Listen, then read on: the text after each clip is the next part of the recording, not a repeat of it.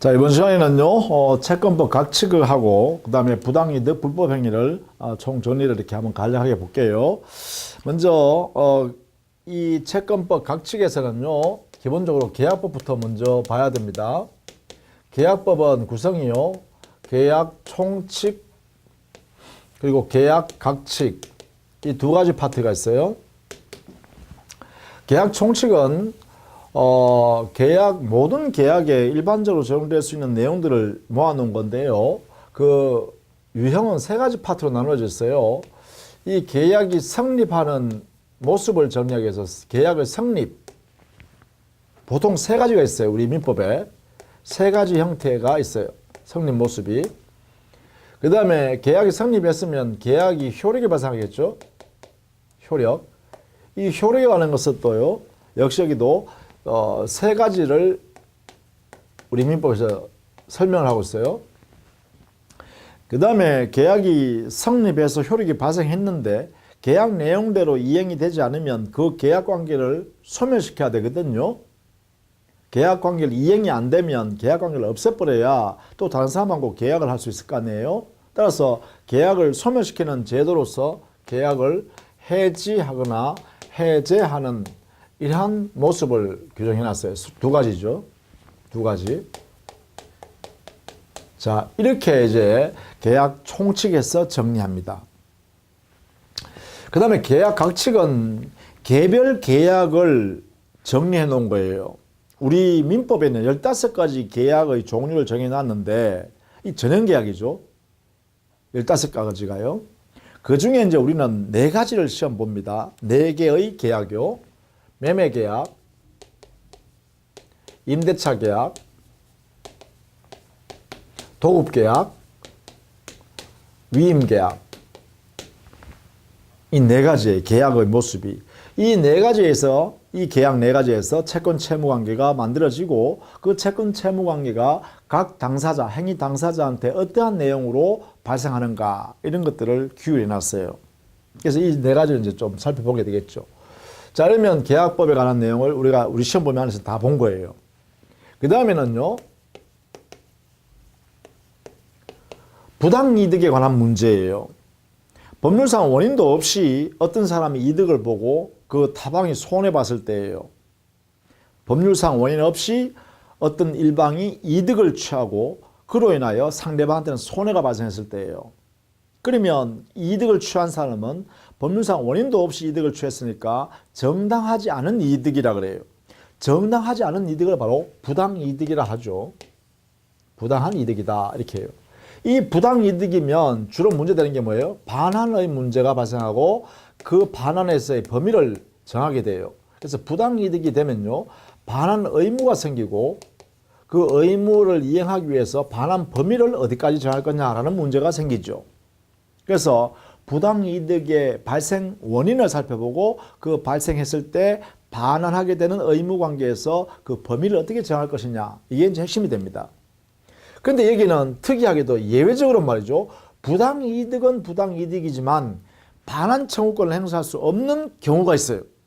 소위 말하면 부당이득의 특칙이라 그러죠. 특칙으로서 반환 청구를 할 수 없는 경우가 있어요. 부정되는 경우가 있어요. 부정되는 사례를 여기서 우리가 공부하게 됩니다.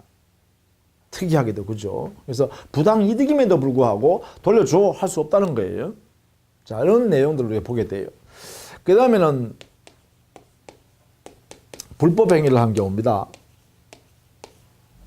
어떤 자가 고의 또는 과실로 타인에게 위협한 행위를 가해함으로써 그 타인에게 손해가 발생되었다. 이럴 때 그 피해자의 손해를 가해자에 대해서, 야, 너 나한테 위협한 행위를 했으니까 배상해라 하겠다. 배상해라, 이렇게 하겠죠. 그래서 위협한 불법행위를 저질렀으니까 그 타방에게 발생한 손해를 배상하라고 하게 되고, 이 손해배상 책임에 관한 내용들을 정의해 두는 것이죠.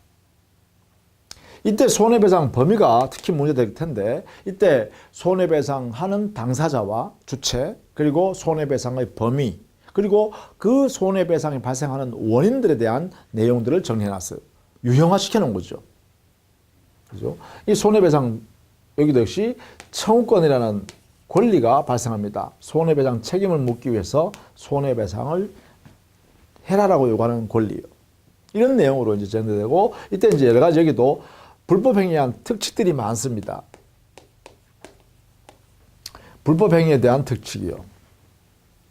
그 특칙들을 우리 민법에 개별적으로 규정해놨으니까 이것을 좀 공부하게 된다. 정리하게 돼요. 손해배상의 범위를 정한다든가 또는 불법행위 성립하는 요건에서 특이한 내용들이 있을 거예요. 그 특이한 유형을 만들어가지고 우리 민법에 규율을 해놨다는 것이죠. 자, 먼저요. 그러면 계약의 성립부터 한번 살펴볼까요? 계약의 성립 모습이요. 성립 모습은 기본적으로 세 가지예요. 청약과 승낙에 의한 계약 성립하고, 두 번째는 교차 청약에 의해서, 즉 청약을 서로 주고받음으로써 계약이 성립하는 모습이 있고, 그 다음에는 승낙한다라는 의사표시를 하지 않고 그 승낙의 의사가 실현되는 행위를 하기 때문에 계약이 성립하는 경우가 있어요. 세 가지가 있어요. 이렇게. 첫 번째 뭐예요? 청약과 승낙에 의한 계약 성립. 두 번째요. 교차 청약에 의한 계약 성립. 세 번째요. 그래요. 의사 실현에 의한 계약 성립. 이 세 가지 있어요. 그 중에서도 물론 제일 중요한 것은 청약과 승낙이 일치됨으로써 서로 간의 의사표시가요, 청약하고 승낙해서 이 청약과 승낙이 합치되어 가지고 내용이 일치되니까 이렇게 계약이 성립했다라는 것이죠. 그 부분을 우리는 상세하게 볼 겁니다.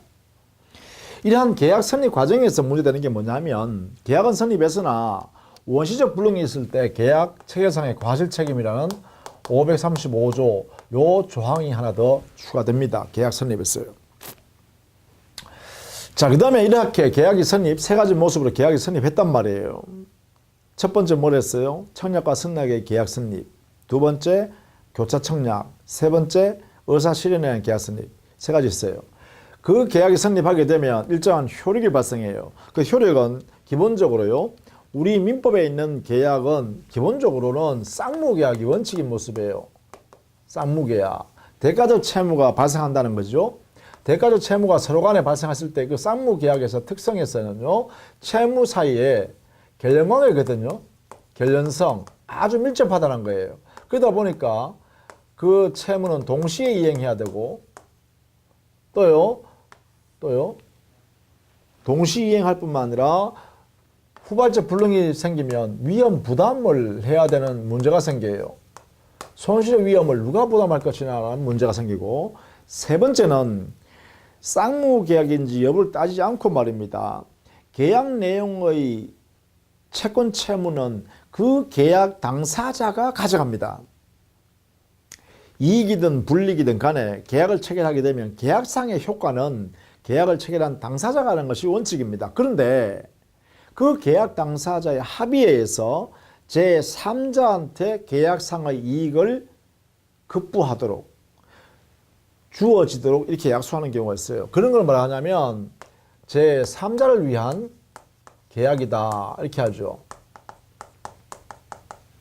제3자를 위한 계약, 이것도 어떤 내용으로 효력 기초하는 관계를 맺을 것이냐라는 그 3자 간의 관계를 다루는 것이 바로 여기에 있는 계약의 효력. 그래서 세 가지입니다. 동시행, 위험부담, 제3자를 위한 계약. 이 세 가지에 대해서 계약의 효력에 관해서 우리가 공부하는 거예요. 그 다음에는 이 계약의 효력이 발생했어요. 채권 채무 관계가 발생했다는 거예요. 발생했는데 채무자가 채무 내용들이 이행을 하지 않는다라고 하면 그때는 그 계약 관계를 소멸시켜서 종결해야 됩니다. 그래야 다른 사람과 다시 계약을 해서 거래를 할 수 있겠죠. 그래서 이미 효력이 발생된 계약, 확정적으로 유효한 계약을 계약 내용이 실현되지 않음으로 인하여 계약을 존속시킬 필요가 없을 때 그때 그 계약을 소멸시키는 제도, 종료시키는 제도가 바로 해지, 해제라는 제도죠. 이때 해지라는 것은 원칙적으로 계속적 계약을 대상으로 계속적 계약의 내용이 이행되지 않을 때 그 계약 관계를 종료시켜버리는 겁니다. 이때 해지는 이 계약의 효력을 장래적으로 실효시키는 거죠. 장래적으로 효력을 상실시켜버리는 거예요. 이게 바로 해지 제도입니다. 이에 반해서 해제 제도는요, 원칙적으로 일시적 계약이요. 일시적 계약 내용을 유효하게 만들어 놨음에도 불구하고 이행하지 않을 때, 일시적 계약이 계약 내용대로 이행이 이루어지지 않을 때, 그때 그 일시적 계약 자체를 없애버리는 거죠. 소멸시켜버리는 거죠. 그것도 처음부터 소급해서 없애는 제도가 바로 해제라고 합니다. 그래서 이것은 소급적 효력의 상실입니다.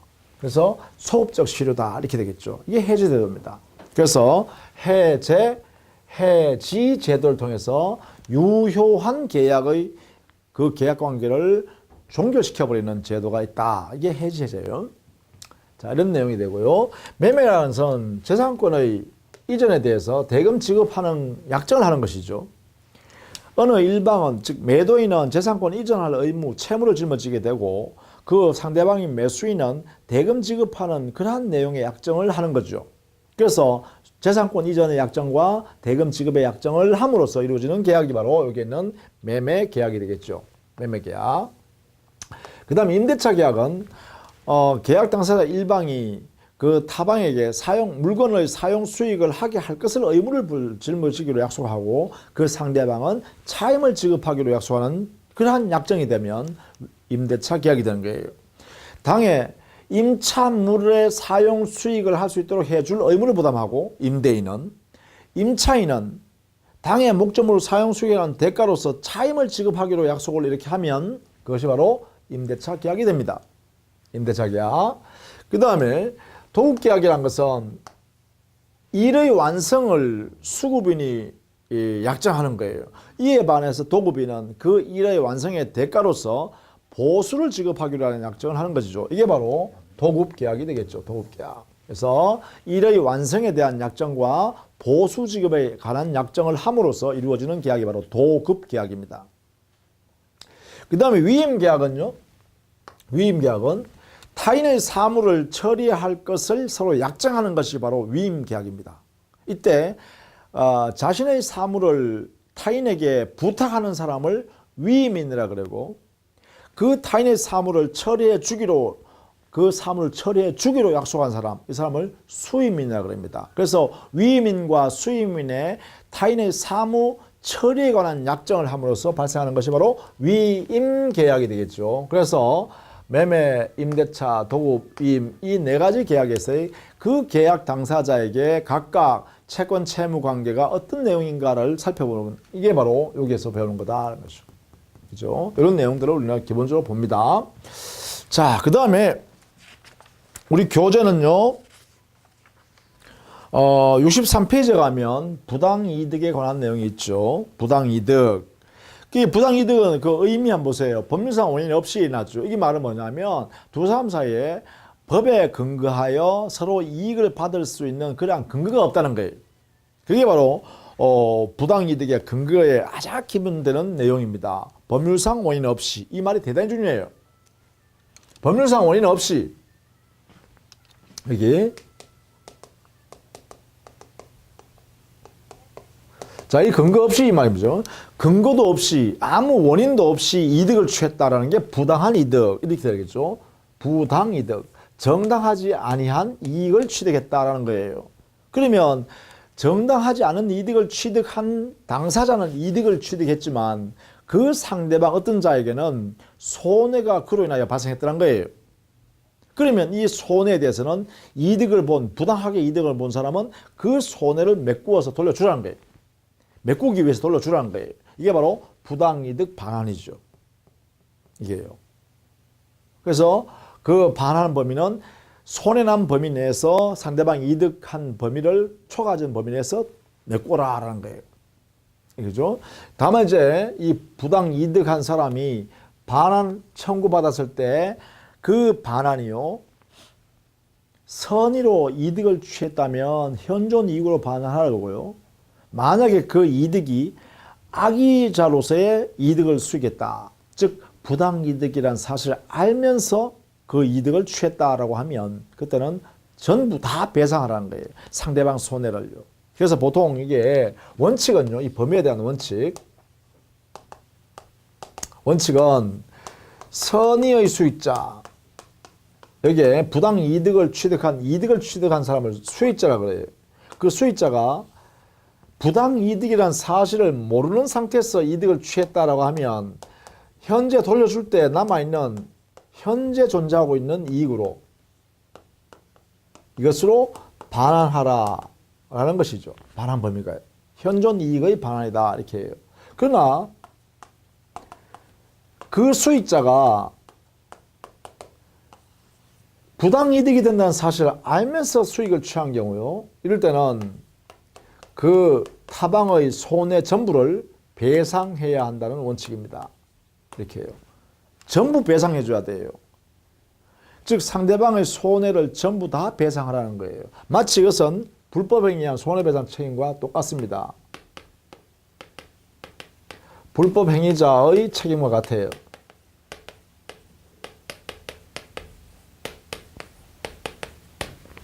불법행위자의 책임과 똑같아요. 전부 배상하라 이렇게 하는 거예요. 자, 이렇게 원칙을 삼습니다. 다만 우리 민법에는 특별한 경우가 있으면 반환 청구를 할 수 없다라는 내를 규정해 뒀어요. 이게 이제 또 시험에 나올 수 있는 영역이기도 하겠죠. 그래서 이 부분은 구체적으로는요, 실제로 우리 기본 강의에서 다루도록 하겠습니다. 뭐 대표적인 게 우리는 사회질서에 위반한 내용으로 계약을 체결하였다면 그 계약은 무효예요. 그런데 그 사회질서에 위반한 계약임에도 불구하고 무효임에도 불구하고 말입니다. 그런데 당사자가 급부 이행을 상대방한테 줘버리면 돌려받을 수 없도록 해요. 이것 때문에요. 그래서 나중에 그런 원리를 한번 살펴보도록 하겠습니다. 자, 그 다음에 불법행위죠. 64페이지에 있습니다. 불법행위.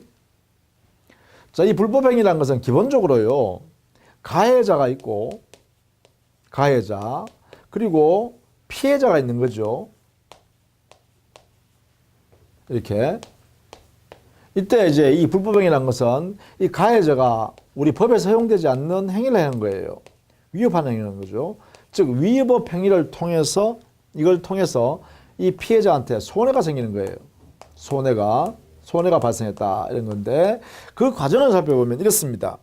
여기에 가해자가 일부러 고의적으로 말이죠. 고의로 피해자한테 손해를 끼치겠다라고 마음먹고 하는 경우도 있겠죠. 이게 고의로 한다 그러죠. 우리 사회에서는 뭐 일부러 그랬다 이렇게 하죠. 일부러. 의도적으로 이런 뜻입니다. 우리 사회에서 말하면 의도적으로 또는요, 부주의해서, 이걸 우리는 과실이라 그래요. 가해자가 자기의 부주의 때문에 타인에게 손해를 끼쳤다. 이걸 과실이라 그래요. 그래서 고의 또는 과실로 해야 되겠죠. 고의 또는 과실에 의해서 가해자가 법에서 허용되지 않는 위법한 행위를 했다는 거예요. 이렇게. 이 위법한 행위를 했기 때문에 피해자한테 손해가 발생했다는 거예요. 그렇다면 보세요. 고의 과실로 위협행위했다. 그럼 이거는 이게 있었기 때문에 위협행위가 이루어진 거죠. 원인 결과관계예요. 동시에요, 위법행위했기 때문에 결과적으로 손해가 발생했죠. 이게 원인이 되고 손해 발생이 결과가 되겠죠. 그래서 원인 결과관계예요. 그럼 결국은요, 여기 가해자의 원인에 의해서 피해자에게 결과가 발생하죠. 이런 과정을 전부 다 뭐라 그래요? 이런 과정을 바로 원인 결과 관계가 있어야 됩니다. 그렇죠? 원인 결과. 그래서 가해자 이것 때문에 결과적으로 손해가 발생했다. 이렇게 되겠죠. 그래서 원인 결과라는 인과관계가 존재한다는 거예요. 이렇게. 그럼 결국은 이래 되네요. 고의 과실 가해자의 요건. 그다음 위협한 행위라는 존재. 두 번째, 세 번째 손해가 발생해야 돼 피해자한테. 네 번째 이들 사이에는 인과관계가 객관적으로 존재해야 돼요. 객관적으로 존재해야 돼요. 이러한 네 가지 요소를 갖추면 드디어 뭐예요? 불법행위가 이루어졌다는 거예요. 누가? 이 가해자가 불법행위를 저질렀다 이렇게 표현한 거예요. 우리 민법에 드디어 750조 이렇게 규정해놨다는 거죠. 불법행위. 자, 이렇게 되면 그 책임은요, 이래 됩니다.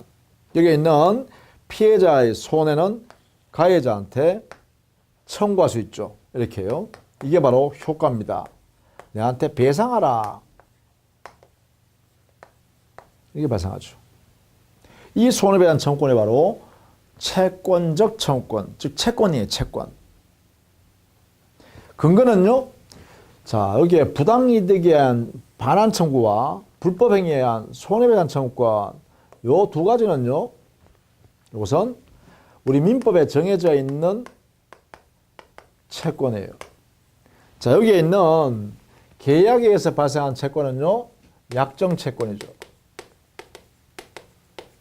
자기들끼리 계약을 통해서 합의를 통해서 채권을 만들어냈죠. 그래서 약정 채권입니다. 당사자끼리 채권 채무 관계를 만들어냈어요. 합의를 통해서. 그죠? 이에 반해서 여기에 있는 부당이득에 의한 부당이득 반환 청구권한 채권. 그렇죠? 부당이득 반환 청구권한 채권. 반환 청구. 부당이득 반환 의무 반환 채권.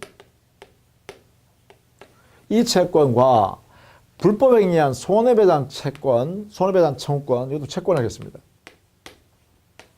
이 채권.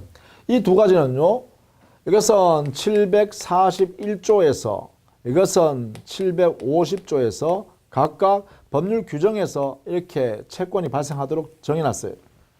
그래서 이것을 법정 채권이라 합니다. 이렇게. 부당이득 반환 청구권과 불법행위에 의한 손해배상 청구권은 법정 채권이라 하고, 계약에 의해서 발생한 채권은 약정 채권이라 한다. 이렇게 되겠죠. 이렇게 해서 만들어진다는 거죠. 자, 다만 이 불법행위에서는요, 특별한 것들이 있다 했어요. 그죠? 특이한 것들이요. 자, 여기는 기본적으로 750조에 있는 가해자의 고의 과실로 인하여 타인에게 손해를 끼쳤을 때 이러한 인과관계가 존재하면 피해자는 가해자한테 손해배상을 청구할 수 있도록 하는 권리를 발생한다. 이렇게 했습니다. 이렇게요. 그러면 이 과정을요, 이 피해자 측에서 원칙적으로 이 요건을 입증해야 됩니다. 입증 책임은 여기에 있는 피해자에게 있다. 이 말이에요. 피해자에게. 야, 너의 고의 또는 과실이 있었고, 가해자 너가. 그리고 너의 위법한 행위를 내한테 했잖아. 그리고 위법한 행위 이런 거 있었지. 그래서 내한테 손해가 발생했잖아. 그래서 이 원인과 결과관계가 존재하지. 이걸 다 증명해야 된다는 거예요. 누가? 피해자가. 그래야 피해자는 이 손해배상 청구를 인정받게 돼요. 자, 그러다 보니까 여기는 불법행위, 요 부분을 뭐냐, 일반 불법행위라고 그래요. 이 영역을 일반 불법행위, 750조 일반 불법행위. 일반 불법행위에서는 반드시요, 가해자의 고의 과실 때문에 자기한테, 피해자한테 손해가 발생했다는 것을 증명해야 합니다. 그 증명 책임, 입증 책임이 피해자한테 있어요. 권리자한테 있다는 거죠. 채권자한테. 근데 이게 과실이 최소한 있을 때 책임을 짓는 이런 내용으로 정해서 우리는 뭐라 그러냐, 이걸 과실 책임의 원칙이라고 하죠.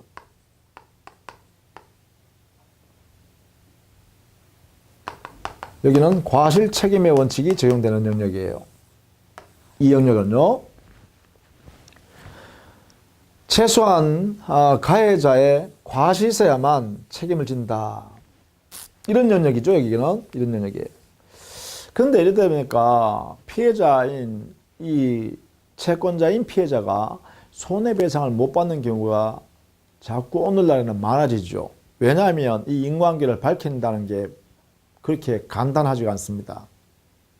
그러다 보니까 인과관계를 밝힐 수 없는 상황이 존재하더라도 피해자가 발생하면 가해자의 고의, 과실이 있냐 없냐를 따지지 않고 일단 가해자가 손해배상 책임을 진다. 그 가해자가 자신의 손해배상 책임을 면하려 그러면 자기의 그 행위로부터 발생한 손해가 아니라는 것을, 인과관계가 없다는 것을 가해자가 입증하면 된다라고 이 입증 책임을 저기 가해자한테로 떠넘겨 버리는 거예요. 그러한 법리들이 발생합니다. 즉, 특별히 피해자의 보호가 필요한 경우요. 필요성이 강조되는 경우요. 강화되는 경우에는 이때는요, 두 가지 방법이 있습니다. 하나는 이 입증 책임을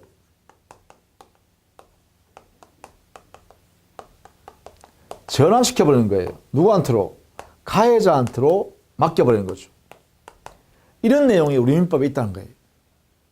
특별한 사정이 있을 때는 입증 책임을 피해자가 너의 고의 또는 과실 때문에 위협한 행위에서 내한테 손해가 발생했으니까 이러한 인과관계를 증명함으로써 피해자가 가해자한테 손해배상해 이렇게 할 수 있다는 거죠. 이게 원칙이었습니다. 그런데 경우에 따라서는 이 인과관계를 증명하기가 대단히 곤란한 경우가 있습니다. 그런 경우에는 이렇게 해요. 야, 피해자에게 피해가 발생했다면 일단 가해자 너는 손해배상할 책임이 있어. 손해배상해. 만약에 가해자 너의 잘못이 없이 손해가 발생했다는 것을 가해자 스스로가 증명한다면 그때는 너 책임을 면해 줄게. 그래서 입증 책임하는 방법을 가해자한테로 돌려버리는 이런 방법이 있다는 거예요. 이거는 피해자를 특별히 보호할 필요가 있을 때 합니다. 우리 민법이 이걸 정해놨다는 거예요. 이러한 형태를 뭐라 그러냐? 이런 형태로는 책임을 과실 책임의 원칙이라고 얘기를 하는데 여기는 저기는 가해자의 고의 또는 과실이 있어야 책임을 진다고 했잖아요. 이렇게 되는 걸 뭐라 하냐? 이걸 중간 책임이라고 그래요. 이렇게 되는 걸 중간 책임이라고 그래요. 중간 책임. 자, 이건 말고요. 아예 특별한 경우에는 아예 가해자의 고의 과실을 따지지 말고 그냥 피해자한테 손해가 발생했다면 그 원인을 제공한 가해자는 무조건 책임을 져라. 가해자 너의 고의 과실 그거 따지지 않겠다. 그냥 피해자에게 손해가 발생했다면 가해자 너는 그냥 책임을 져라. 이렇게 하는 경우도 있어요. 입증 책임 따지지 않겠다는 거죠. 즉 가해자의 고의 과실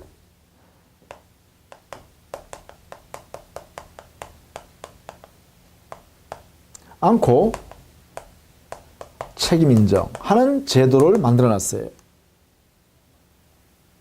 가해자의 고의 과실이 있는 것을 뭐라 그러냐? 고의 과실 이게 있는 것을 우리는 가해자의 귀책 사유라고 그래요. 책임질 사유가 있다. 고의 과실한 책임. 근데 이걸 따지지 않고 그냥 가해자 네가 일방적으로 책임을 져야겠다. 법이 이렇게 결단해버리는 경우가 있어요. 이러한 내용에 있는 것을 뭐라 그러냐라고 하면 이것을 우리는 무과실 책임이라고 그래요. 이거 근거는 뭐냐면 이 손해를 사회적으로 분담시키는 거예요. 손실의 이 내용을 분담시켜버리는 거죠. 손해를 사회적으로 보면 분담시켜버린다. 이렇게 하는 거죠. 이런 원리에서 무과실 책임이라는 이런 제도를 우리 민법에도 규정을 해놨어요. 예컨대 공작물의 소유자가 그 공작물 때문에 타인에게 손해가 발생하면 그 공작물의 소유자는 손해를 입은 피해자한테 소유자 자신의 과실 여부를 따지지 말고 배상할 책임이 있다. 이렇게 해놨어요. 공작물 소유자의 책임은 무과실 책임이 있다. 이렇게 해놨어요. 이렇게 민법의 규정이 이렇게 되는 거죠. 그래서 이렇게 중간 책임의 영역 그리고 무과실 책임의 영역 이런 내용의 특칙을 우리 민법이 허용하고 있다라는 거예요. 이게 과실 책임에 대한 특칙이요. 그죠? 이런 게 있다는 거예요. 이런 걸 이제 우리가 앞으로 어떤 내용의 형태가 여기에 해당되는가를 공부하게 된다는 것이죠. 자, 어쨌든 간에 여기에 부당이득이 발생했을 때는 부당이득 반환 청구권, 불법행위가 발생했을 때는 피해자가 손해배상 청구권이라는 이런 채권적 청구권, 채권이 발생하게 되고 그 채권은 우리 민법 741조, 750조에 근거해서 이렇게 원칙적으로 발생합니다. 이것을 법정 채권이라 한다는 것이죠. 이렇게요. 자, 이런 내용들을 우리가 앞으로 차근차근히 배울 것이다. 자, 이렇게 했어요. 민법 입문 과정을 전반적으로 쭉 한번 살펴봤습니다. 기본적인 뭐 모습이라든지 개념이라든지 이런 걸 정리했죠. 자, 이걸 틀을 잡아서 이제 기본 강좌 들어가면 그 내용을 조금 더 구체화하고 또 심도 있는 내용을 살펴보도록 하겠습니다. 자, 주간 이걸 기본으로 해서 우리는 기본 과정에서 조금 더 상세하게 보고 그 다음에 그 내용을 기초로 해서 또다시 심화 과정으로서 여러분이 이 민법을 이해할 수 있도록 해드리겠습니다. 하여튼 좌우지간 동영상을 여러분이 반복해서 보시면 여러분한테 큰 도움이 되리라 믿고 또 시험에 합격하는데 아마 민법에 큰 기여를 하지 않을까 이렇게 생각합니다. 열심히 공부해 주시기 바랍니다. 자, 수고 많으셨어요.